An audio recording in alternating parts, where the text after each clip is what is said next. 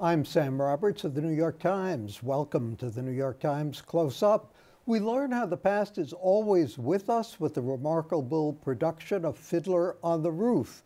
Joel Grey, the director and the chief executive officer of the Folksbiene Theatre, described the impact the performances are having on audiences and why the production has extended its run so many times. My Times colleagues discuss the week's lead issues, and I'll add some additional thoughts on Coda. But first, Fiddler on the Roof. It's returned to its Yiddish roots. It's being performed downtown at the Museum of Jewish Heritage, and we're joined by the Chief Executive Officer of the National Yiddish Theatre, Christopher Massimine, and the acclaimed actor, photographer, and writer and director of the show, Joel Grey. And welcome to both of you, and congratulations on this performance. Jesse Gray in the New York Times said it offers a kind of authenticity that no other production of Fiddler on the Roof has done. But explain to me, after all these years, decades, how come it has never been performed in Yiddish in the United States? It was done in Israel 50 years ago. And I think that the idea of Yiddish was not very appealing to most people. It would be like so unique and small amount of people that would be able to experience it, but not anymore. It's now, whether they understand Yiddish or not, they get it. They get the gestalt and the feeling and the sorrow and the thrill and the whole life of Fiddler on the Roof in the shtetl, because it was originally... Oh, the original, Shalom Aleichem. Shalom Aleichem. Of course. Yes, right. And it was, you know, it was to have it in English 50 years ago was already a big deal about Jewish subjects and, you know, Anatevka and immigration. So it was a lot. And the idea that they did it in Israel 50 years ago, and it was not a success in Yiddish. Yeah. It was done in Hebrew. It's a success here, though, or certainly seems to be. It's been extended a number of times already. Who goes to see it here? What are the demographics of the audience? Everyone. It's a versatile audience, from children through all ages, all walks of life, and it's incredible to see it expanding. You know, more and more the audiences are skewing younger and more diverse from different backgrounds, and I think it just resonates so much more in this time, and the language and the authenticity that Joel brings to the production are Well, you don't incredible. need to understand Yiddish. First of all, we have super titles. It's like Leva and Levi's Rye, right? Right. That's right. The people know the story and know that musical so well, as I did, that I don't speak Yiddish, but I knew how to tell the story in Yiddish. Now, they're Russian and English titles. Super titles. But in fact, as you say, even if you didn't see those, there is the feeling within you when you see the body language, when you see the hand motions, when you see the facial expressions. You almost don't have to know the language. Well, there's so many Yiddish words in the American vernacular too. I mean, how it opens, right? It was Fiddler on the Roof, Meshuggah. Everybody knows, everybody's in on it from the start. And like Joel said, because it's been produced so many times, it's so known, you can just pay attention, really pay attention, and understand what it is without knowing a bit about it. One of the things that struck me in Jesse Green's review, and I didn't realize this, is that when you instructed the actors, none of whom knew Yiddish. No, I would say half. Okay. It was sort of fascinating that they learned the language, they learned the songs, they learned the dialogue like opera singers who, you know, don't necessarily know German or Italian or some other language. So how did that work? How did that process Well, work? they learned the Yiddish from one of our great people down there, by the name Mottel Didner. And I love the name Mottel Muttle, Fiddler. right? And we have a Muttle. Muttle the cantor's son. And Muttle is a great character in our play, of course. He taught everybody. They had Yiddish classes, and they had to master the pronunciation. And I would never rehearse them in Yiddish. Really? I would. Why is that? Because I wanted them to know what they were saying and what they were feeling. And that was my way of making that so strong that whatever language there was, we would get it because they would know the feeling of being in that circumstance. Now, the English version was sort of, you know, homogenized a little bit for a universal audience. How does this version differ? You know, it's funny because they did try to expand it outwardly, obviously, with English. This homecoming, which it truly is in many, many ways, does go back to the Shalom Aleichem stories. It does go back to what was going on socio-economically in the days. And that's brought out in the translation, which is not a verbatim translation, but it's a translation that's a literary translation. So it really brings a whole new depth to the show to begin with. That paired with the incredible direction that came into this show and the authenticity that comes off of this production, it really is like you're looking at Fiddler on the Roof for the first time in a very different way. And tradition is not necessarily a secular tradition in this case. It's more of a religious tradition, too. Right. Well, how does that strike you, Joel, growing up in this country, obviously? I mean, does that resonate with you? You had grandparents who came from the shtetl. And my father was a Yiddish comedian. That's right. Mickey Katz. Yes. And I would hear Yiddishisms all the time that were rich and funny and warm. And that was my learning of the language and the affection for it. And I made an album in Yiddish, not knowing what the heck I was saying, but I knew it. I knew it in my bones. It's so expressive. But you had put up a banner during rehearsal saying, Fiddish spoken here. What did you mean by that? Well, it's our version of Yiddish. It's the Fiddler Company's Yiddish. Right. It's called Fiddish, and everybody has to sign the sign. What do you keep going back frequently as the director to see how the production is doing? Do things get changed? How does that work? Things hopefully deepen, but they don't change, except that, you know, we were a summer event, and a lot of the actors signed on for the summer and had other plans. So we've had a number of replacements, and it's amazing that they're all so good. This is a play that opened in the 60s. It's a play that takes place in the, I guess, early 20th or late 19th century. How does it resonate today when immigration is still such a vital issue, when you have people, refugees fleeing the Middle East, fleeing other places around the world?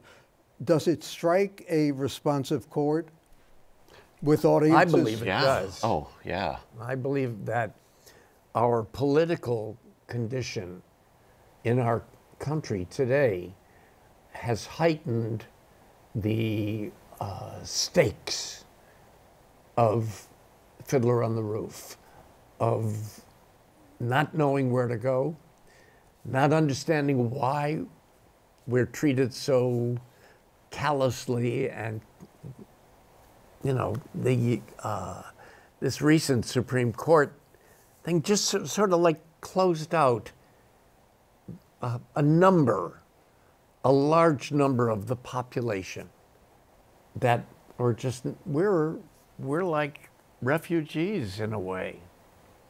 I feel like that, like what's going to happen?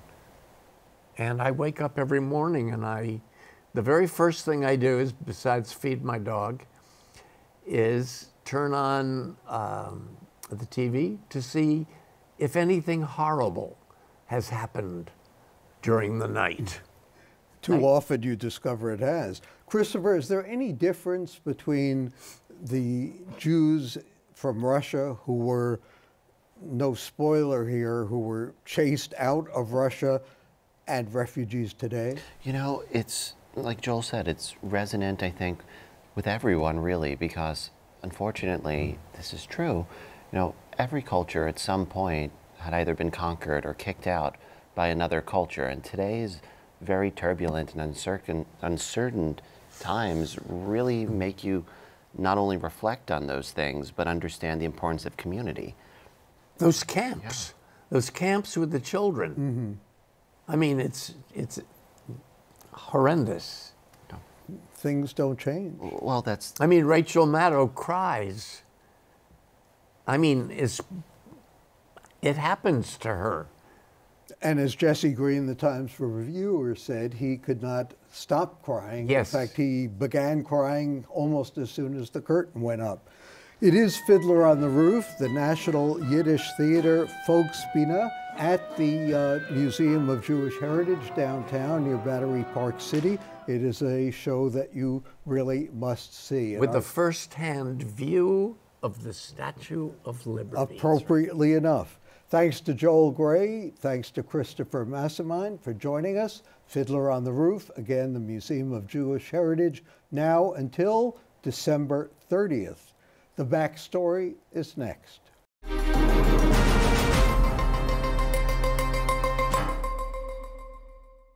Welcome back. Another extraordinary week, and again, not in a good way, from a swearing-in rally at the White House to more rallies around the country, with the president dissembling apparently wherever he goes, to the Yankees losing to the Red Sox. Not for the mayor either. After refusing to speak with an activist while he was working out at the gym, he now declared no one can record his utterances outside of his prescribed venues. Mr. Open Government has left the building.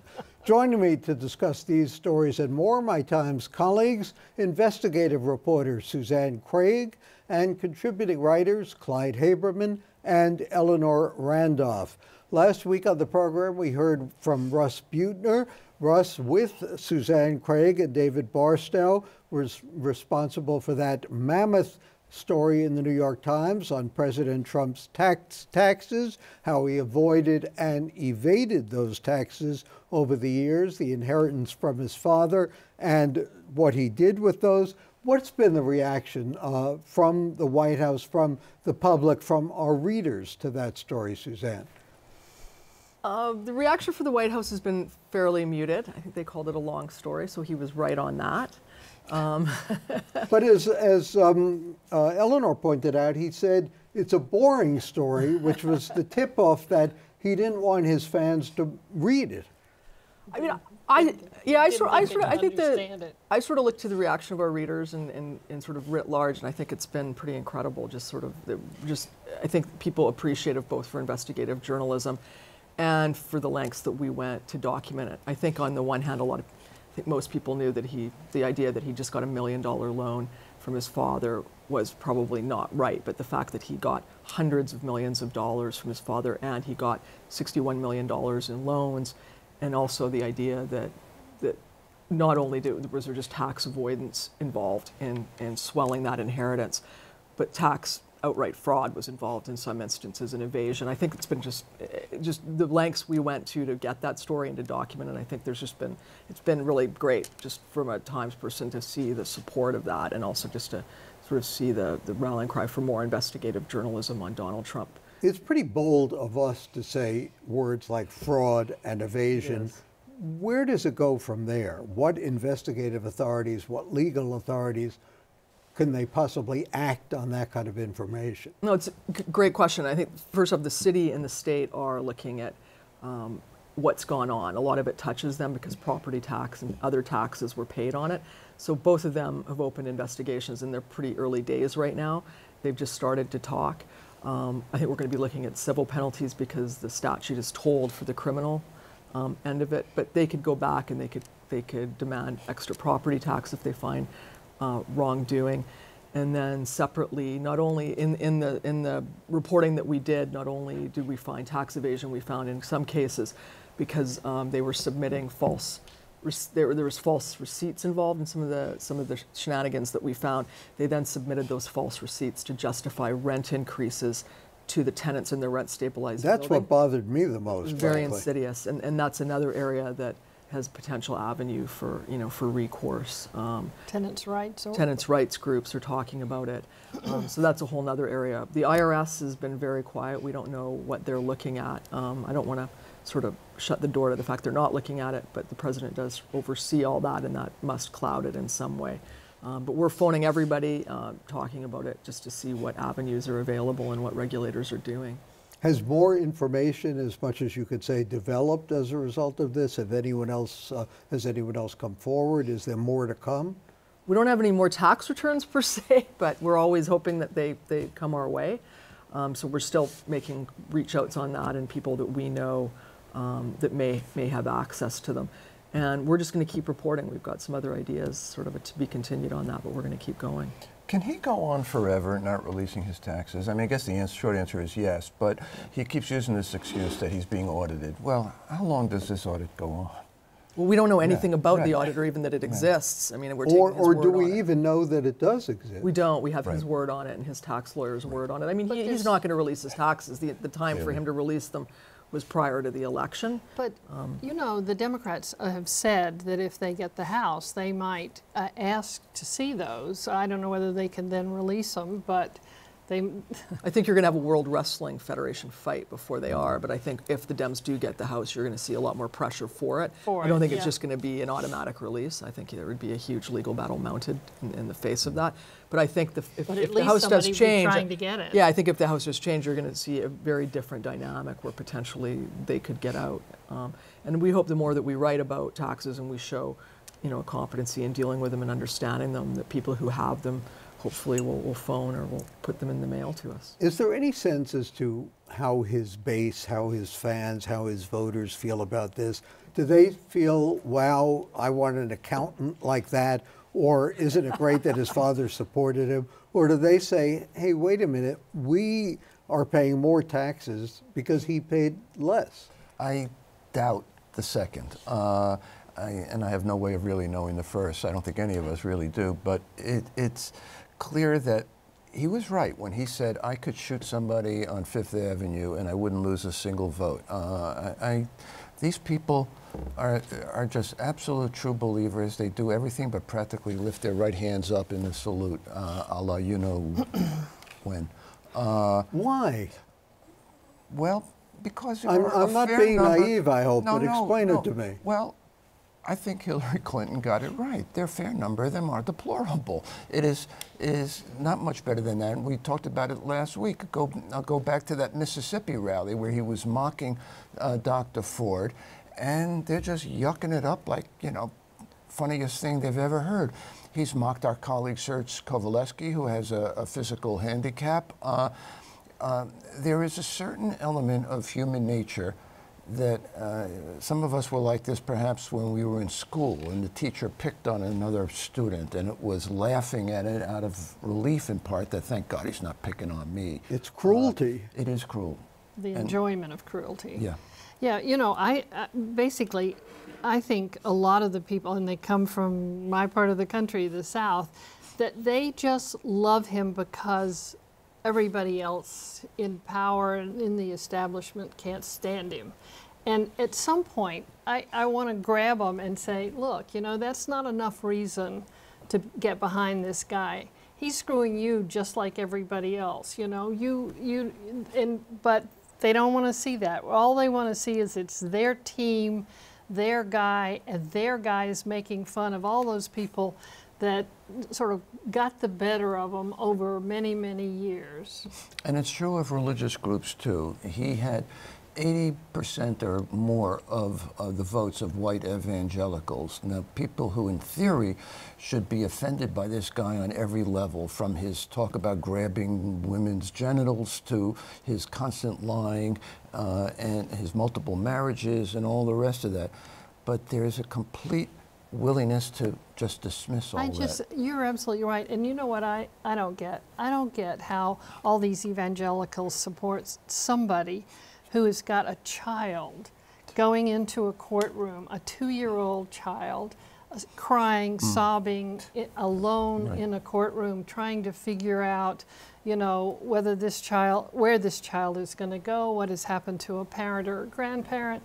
It's just horrible. That is not any kind of Christianity I know. Right. And it's certainly not American. Eleanor, you're finishing a book on Michael Bloomberg this week. He switched once again, his party, became a Democrat. What does that mean politically for his future? Well, you know, I think he's in the process of running for president, and I think he's always sort of been a centrist Democrat in his gut, you know, and a social liberal and a conservative, fiscal conservative. But he's 76 years old. If he won, and he'd be 79, you know, and so he's just at the sort of why not stage. I've got all this money. I've got $50 billion, and you know, I want to talk about climate change, and I want to talk about obesity, and I want to talk about guns, and I want to talk about smoking. And this is a great platform. It's a great platform, but where is he going to be a year and a half from now? This is a great time to think about it. It's a great time to lean toward it. But do you think he's actually going to do it? Well, I think he has to do it. You know, he's stepped up to the plate so many times. I mean, I sure hope he does it for your sake. You saw a lot of books. A few, anyway. But yeah, I think he's going to do it because he really has stepped up to the plate a couple of times, and so. And he almost ran in 2016, but I think they were afraid that if he ran as an independent, that he would take votes away from Hillary Clinton and, you know, and give them to Trump. So what do you think his I'm curious what you think his chances are in the Democratic field, given. Quickly. I think if Biden runs, he has no chance. I think it's going to be really hard. Okay. But who knows? Who knows is right. Well, we'll be back and discuss more. Suzanne Craig, Clyde Haberman, Eleanor Randolph, thanks for joining me, and Coda is next.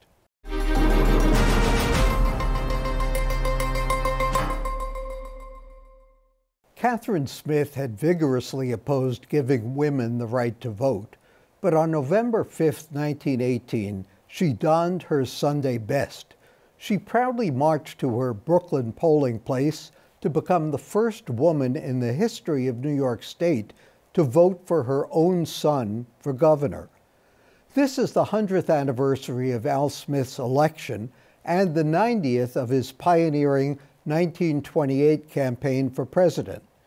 The campaign was commemorated earlier this month by the Sheen Center for Thought and Culture of the Archdiocese of New York.